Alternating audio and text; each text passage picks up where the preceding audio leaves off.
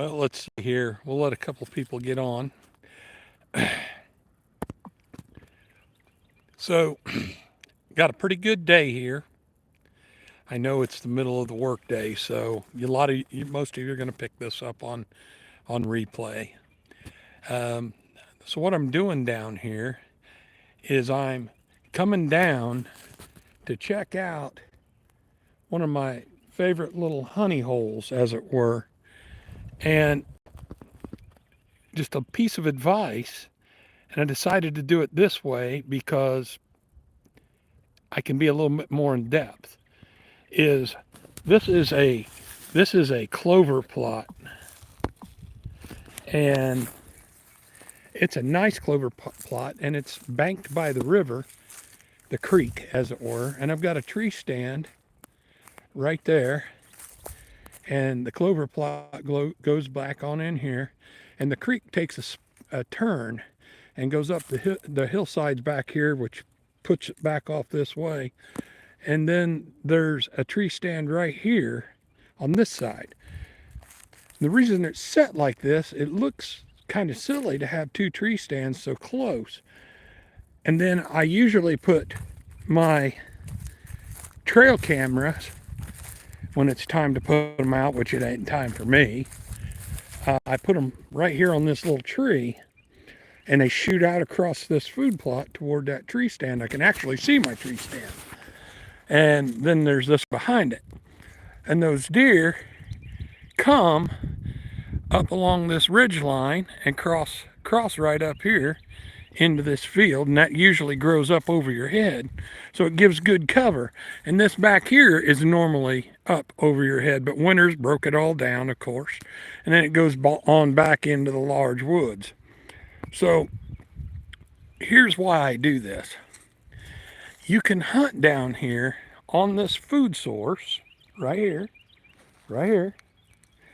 You can hunt this food source in the early season when there's plenty of leaves and cover from either side of it, giving you the wind advantage. I can either come down from over that hill right there and drop straight into my tree stand, or I can walk down here,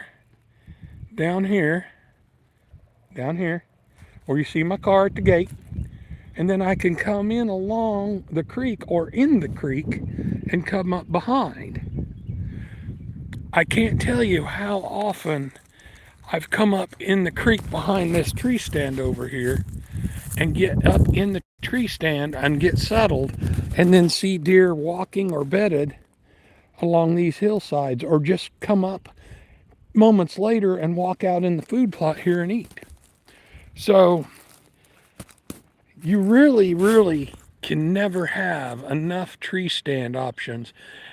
This area right here below the hill, this area back here with the tree stand on this side of the little food plot and the tree stand here, this whole area right here ain't 5 acres.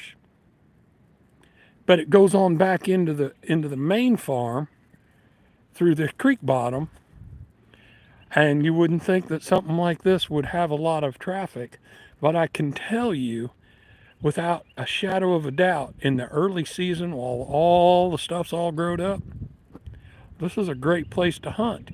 And I can hunt from several different wind directions on this same plot. The only thing I can't hunt is when the wind's blowing straight back in there or straight out that way. It's a straight north or straight south wind. That's the only time I can't hunt down here.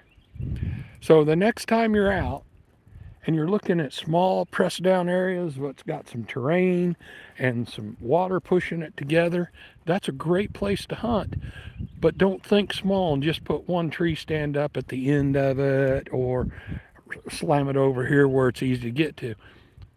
Think about your entrances and your exits, and put a couple tree stands up so you can hunt on varying wind directions. Hey, that's my tip for you today. I hope it helps you at some point in time. And these little food plots, they'll get you some business. Don't you forget that. These little food plots right here, this is early spring, so the clovers and chicory's just now coming up good. This is where you'll get a lot of business in October. Thanks. Have a good day, and see ya.